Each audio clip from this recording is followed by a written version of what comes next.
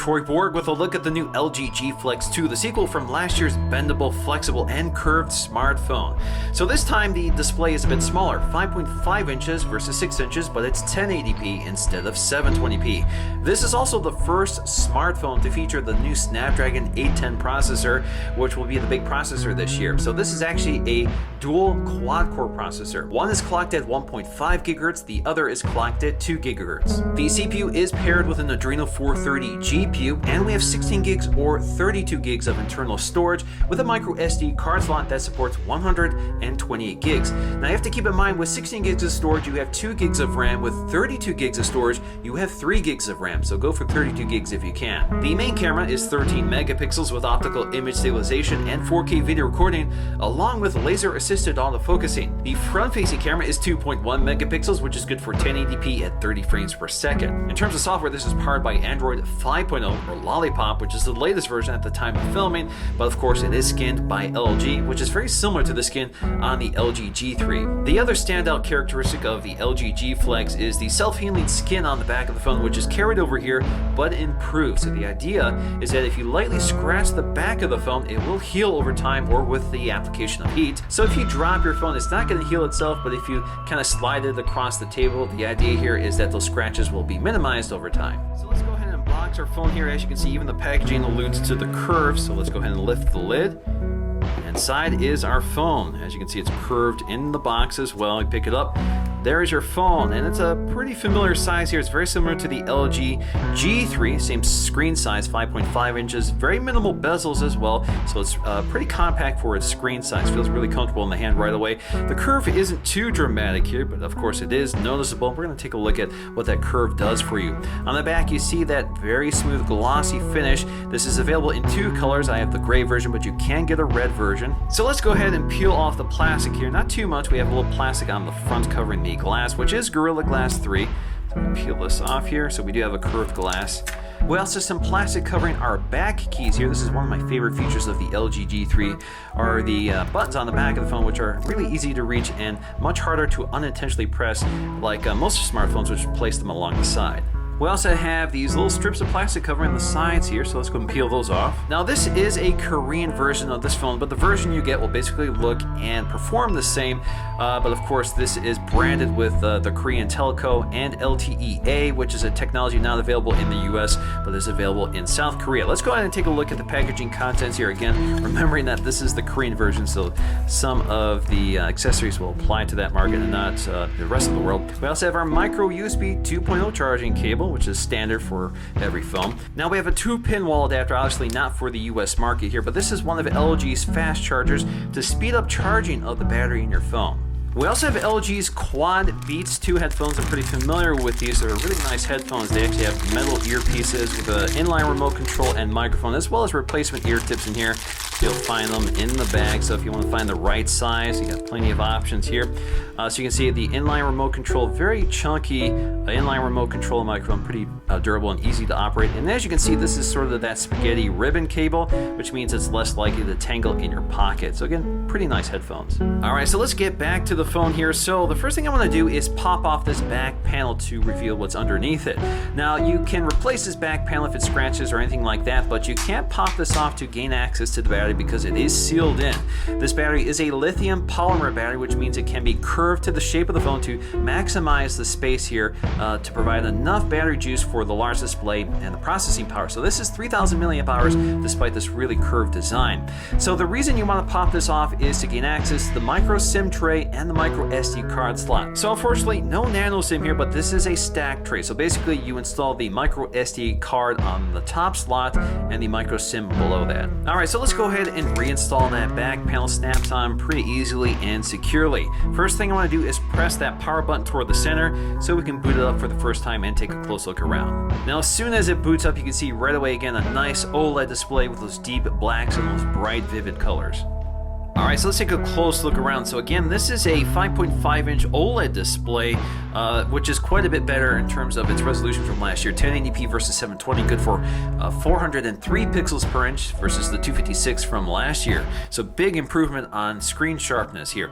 And obviously you can see it is curved, and with that OLED technology you can see there is very little off-axis distortion with those very deep blacks and bright vivid colors. Looks really nice, and the bezels are pretty small and compact, somewhat similar to the LG G3, although this is still a bit taller than the LG G3. Up top you'll find your earpiece, the 1080p 2.1 megapixel front-facing camera, along with an ambient light sensor and an LED notification light. Down below we have our LG branding, nothing else here, no off-screen Android keys, of course everything is on screen here. Now along the back we have our slightly protruding 13 megapixel camera with optical image stabilization along with our laser AF system. Again, this records 4K video and I'll post samples in this video. You also have your dual tone LED flash on the back. We have our back keys, so we have our volume up and down as well as our power on and off button. Now along the back we have our loud and clear mono speaker. Of course it faces toward the back of the phone, which isn't the best orientation for watching media, but it does sound pretty loud.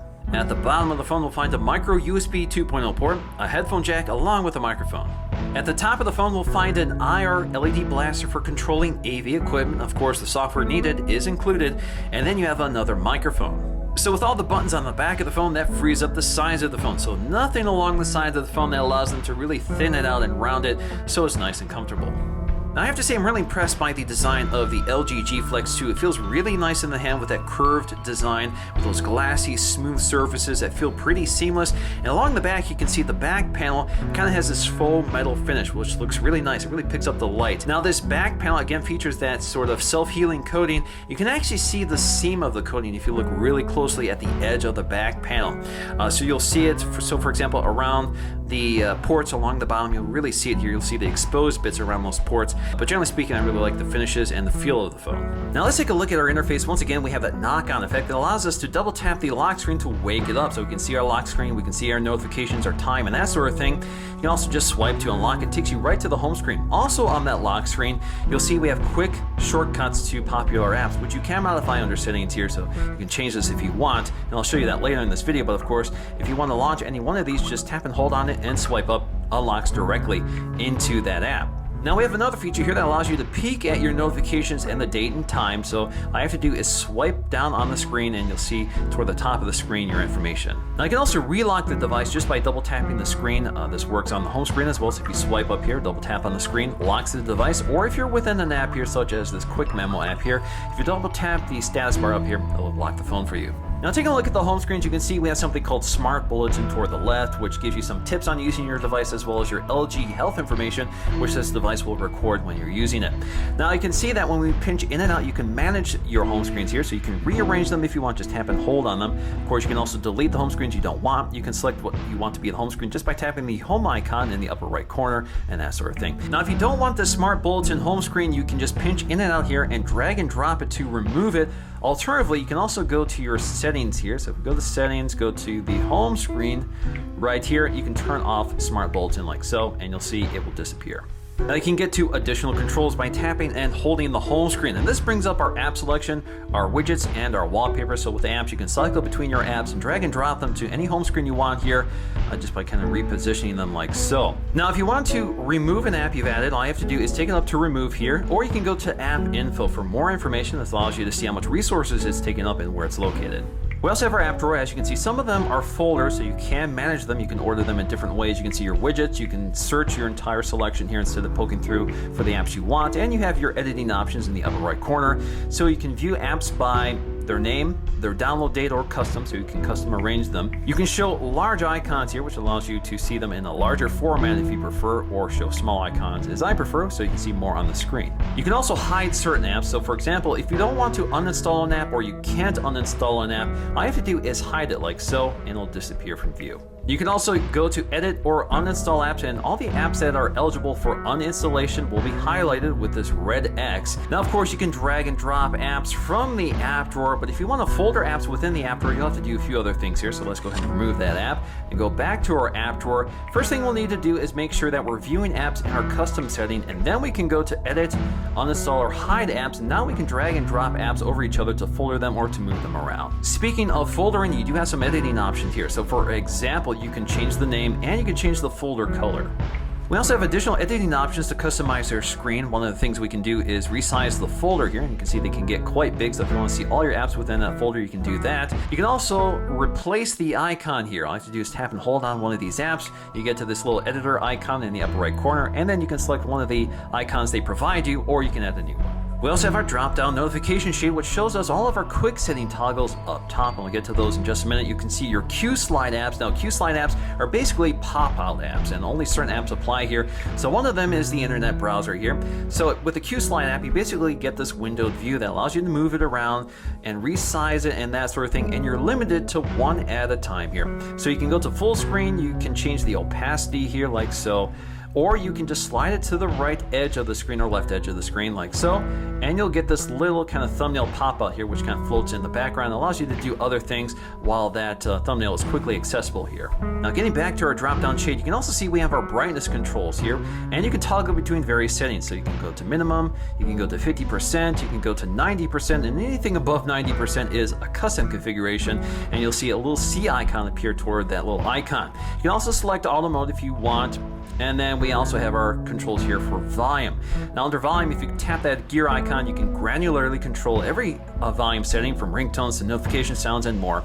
Of course, you can also hit the volume controls on the back here, and that brings up the control, which allows you to tap that gear icon to again regain access to those controls. Now with these notifications, of course, you can swipe them out of the way, tap them to open them, or you can clear them all. Taking a look at our quick settings, one of them is QMemo Plus, which does a screen grab and brings up an editor, which allows you to annotate your screen grab. You also have quick toggles for Wi-Fi, sound, data, rotation lock, Bluetooth, and location. We have T-Action, which is actually carrier bloatware. Hotspot, syncing, NFC, you can toggle on and off. You have your Q-Slide apps, which you can turn on and off. We have Q Remote, which allows you to turn on your remote controller, which uses the IR blaster at the top of the phone to control your AV equipment. So this appears conveniently within your drop-down shade, so you can access this anywhere. You have Q Voice, which is kind of a voice assistant app. They're very similar to Siri or Google Now. We have airplane mode. We have Smart Shear Beam, which you can turn on and off. You can turn off or turn on your LED indicator. We have a battery saver mode, Miracast, which allows you to wirelessly broadcast the display of this device and the audio to a compatible device like my Samsung Smart TV. We can invert the colors as well for better readability, and then you can modify the arrangement of these apps. All you have to do is kind of move them around, or you can turn them off and on. If you don't want to see all of them, all you have to do is turn them off here. Now, if you tap and hold any one of these quick setting toggles, this will bring you to the control panel. So for example, under battery saver mode, you can turn this on immediately or set it for 5% or 15% here. If you go back, you get two additional controls. Taking a look at our Android keys, down here, of course, we have recent apps, which again takes on that Android 5.0 Lollipop theme, which allows you to swipe to dismiss them or bring them forward. We also have dual window mode, which is a contribution from LG here. This allows you to open up two apps at once. So for example, if I want YouTube on one side and then Chrome on the other, just drag and drop them, and there you go. So now I can watch video on one side of the device while browsing the web on the other. Facebook, Twitter, and LinkedIn, as well as... Now if I exit the dual window mode, all I have to do is go back to recent apps, go to dual window, and you'll see we have recent here, which will bring up those two apps side by side again where you last left off. Now the recent apps button also acts as a menu button. Just tap and hold on it, brings up the menu relative to whatever you're looking at. Of course, that's different within the web browser versus the home screen. To get to Google Now, just swipe up on the home button, or you can swipe up on the recent apps button, or you can swipe up on the back button. It works the same.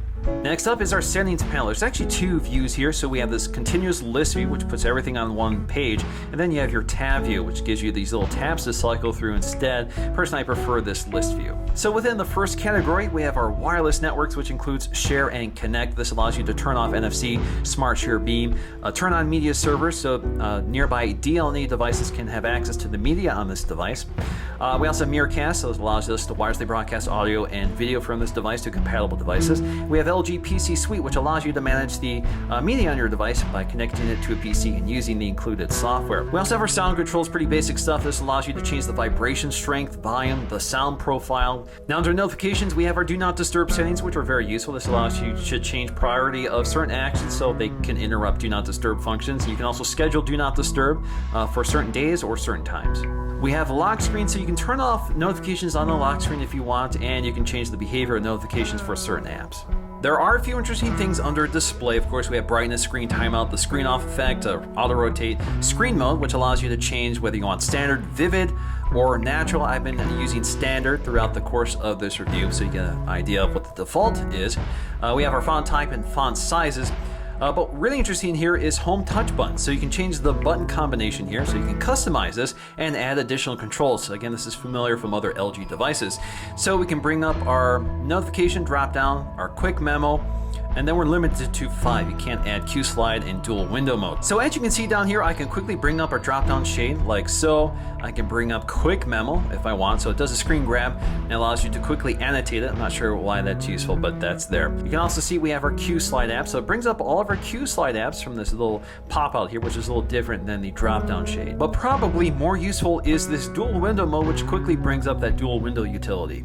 Now this also allows you to rearrange these buttons here, so if you want these in a completely different orientation, you can. We can also change the color from white to black if you prefer. Personally, I prefer the white background. We can also hide the home touch buttons within certain apps here. So for example, we can enable this for Chrome. So if we go to the Chrome browser now, those buttons will hide and you can swipe up to gain access to them.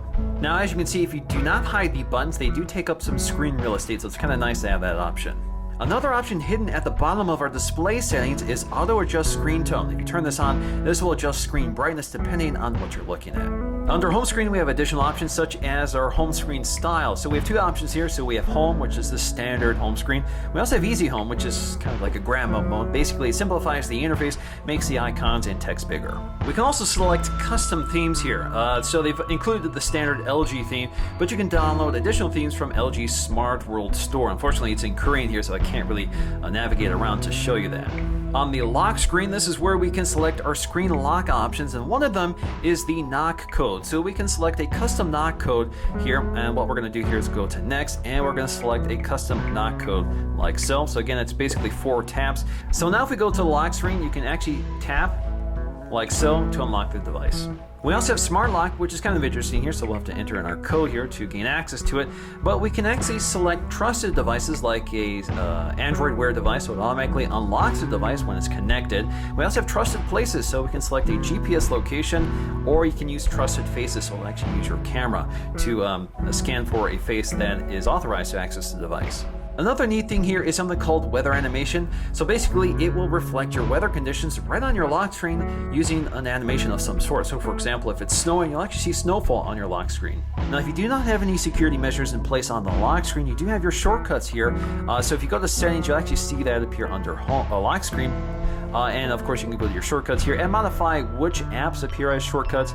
So for example, if you want to adjust the messaging app to Hangouts, all you have to do is hit that gear icon and select Hangouts from your list. So here we go, select Hangouts, and you're good to go. We also have our gesture options, and one of them is answer an incoming call just by bringing the phone to your ear, which I think is very useful. You can also fade out the ringtone just by handling the phone from a flat surface. You can also silence an incoming call or snooze or stop an alarm by flipping it over. Same with pausing video playback. We have one-handed operation for certain keyboards, such as the dial keypad, the LG keyboard, or the lock screen. So if I enable these, and if we go to the dial pad here, so let's go to the phone here, you can see that the keyboard is now orientated either toward the left or right side, and all I have to do is tap this arrow here to flip it. And as you can see, this also works with the included QWERTY keyboard, although it does not work in landscape orientation, which makes sense. We also have Smart Cleaning, which will free up some space by deleting those unnecessary files. We also have some additional options under Dual Window. This is off by default, but we have something called Split View that works with an email. So for example, if you open up a link or a attached file or something like that, it'll actually give you a split view without leaving the app, which is kind of useful. We also have our shortcut key, and this is on by default, but you can turn this off, but basically this allows you to use the volume controls on the back to activate certain apps. So one of them is the camera app, another is the quick memo app. So for example, if the screen is locked, just happen to hold the volume down button to quickly activate the camera. It takes you right to the camera. Same thing with the memo app, just happen to hold the volume up key, takes it to the memo app. You can also do a screen grab by hitting the power and volume down button at the same time. LG has also added this Smart Notice app here, so if you go up to app info, you can see what that's all about. But basically, this will show you all your calendar events in this little drop down. This will also show your current weather conditions and your date time. Now, there are two modes in the camera app. There's the simple mode, which is a basic interface that allows you to tap anywhere on the scene to focus and snap the photograph at the same time. Of course, you can also bring up the shutter release here, which allows you to snap the photograph or tap anywhere to focus. Of course, you can also pinch in and out to zoom, and you can record video. So while recording video in 4K as I am right now, you can't snap photographs at the same time, but you can pause it, resume it, and stop it. Now you can switch to the front-facing camera just by swiping up here, and so there I am, and you can swipe down again to get back to the rear-facing camera. Now you can record both cameras at the same time here. You just have to switch the mode from auto to dual mode, and you get this little thumbnail here which you can move around and resize. And when you tap on it, you can also switch between the front-facing and rear facing. You also get this little pop-up here that allows you to adjust the border here. So you have split view 1, fish eye, star shape, heart shape, and more. Now the G Flex 2 picks up a feature from the LG G3, which allows, of course, we have 4K video recording with optical image stabilization, which is an essential to get smooth 4K video out of any phone, and it delivers excellent results. We also have continuous autofocusing, which really benefits from the laser AF system here, which is able to find focus pretty quickly, although when it's searching for focus, it still can be noticeable and can be jarring here, but again, it's one of the better systems out there. Alright guys, Mike here, the Detroit Born, testing out the front-facing camera on the LG G Flex 2, which is pretty decent here. This is a 2.1 megapixel camera. Lets in pretty good amount of light here. Good here from the Snapdragon 805 in the LG G3 versus the 810 in the LG G Flex 2. Now this is an octa-core, this is a quad-core, so obviously big gains with the multi-core score and more modest gains with a single-core score, but definitely a powerful phone. Now I briefly want to compare the G Flex 2 to the LG G3. Now they both are 5.5-inch devices. The G Flex 2 is a bit larger or a bit taller than the G3 because there's a bit more bezel space on the top and bottom, although both devices are pretty compact for 5.5-inch phones. The displays are very different technologies. We have an LCD IPS panel QHD display on the LG G3, which is much brighter, it's a little warmer in color temperature, and much more pixel dense at 530 ppi versus the 403 on the G Flex 2. Now the G3 is much more viewable outdoors than the OLED of the G Flex. Again, the OLED is a bit dimmer. The color temperature is also quite a bit cooler. This is especially noticeable when whites are on the screen. But there are many benefits of this POLED or polymer OLED display, including the fact that it can be bent and can flex unlike an LCD panel. But of course, OLED is also darker with deep blacks with more vivid colors. Now obviously the big selling point for the LG G Flex 2 is its curved display. So what are the benefits of having a curved display? I think there are two of them. The biggest one for me is its ergonomics. It feels really nice in the hand to use and handle. It feels really nice when you're using it against your face. It just feels a lot more organic than using other phones, and it's something that jumps out right away when you're using the phone. It just feels really nice in the hand. But it's a fairly subtle curve. It doesn't make a huge difference here, but it's definitely unique. Now the other big benefit here is just its unique design, and I don't think there's anything wrong with wanting a design that's a little different from all the other smartphones out there. So for a lot of people, this looks really neat. This is something that you can show off to their friends and family and be kind of proud of because it's kind of a niche phone. There's not a lot of phones out there like it. Now one of the benefits of this curved display is that when you lay it face down on a surface, the entire glass isn't touching the surface, just the top and bottom edges. So that's kind of reassuring. That means you're less likely to scratch the glass. Now with flex in the name, of course, it does have to be able to flex, and indeed it does. You can actually flatten out the phone if you press toward the center face down. So there is some give to the design of this phone, and that's thanks to its plastic construction and the POLED display. Now in terms of battery life, with heavy use and the screen set to maximum brightness, I've been able to get about 4 hours of on-screen time, which is pretty average for smartphones. Now one of the issues I get a lot with this device is screen brightness throttling. So once the device starts heating up, it actually dials back screen brightness automatically. And if I try to go above the maximum here, which is right now at 90%, sometimes it's as low as 70%. I think it probably can go lower than that. But you can see it gives me a temperature warning, so it doesn't allow me to increase brightness, which can be a bit of a nuisance.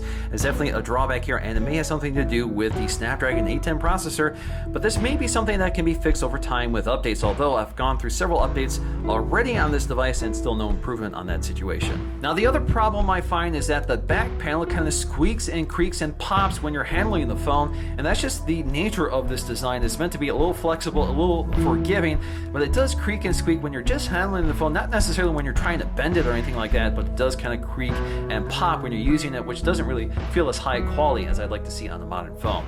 Now in terms of performance, this is where the device tends to suffer the most. Even though we have high-end next generation internal specs in this device, it does tend to be laggy and can hang up on even the most basic operations like the keyboard or launching apps or waking up from sleep, that sort of thing. So unfortunately, lag is definitely a big story here. Hopefully software updates will improve this over time, but right now I find this phone to be kind of slow to use. So in the end, the LG G Flex 2 gives you top-end internal specs, a great-looking operating system powered by Android 5.0, a great camera system, pretty good battery life, and a unique design that feels a little special in the world of modern smartphones. But unfortunately, with creaky build quality, laggy software performance, and a display that's a little on the dim side, it's really hard for me to fully recommend this phone.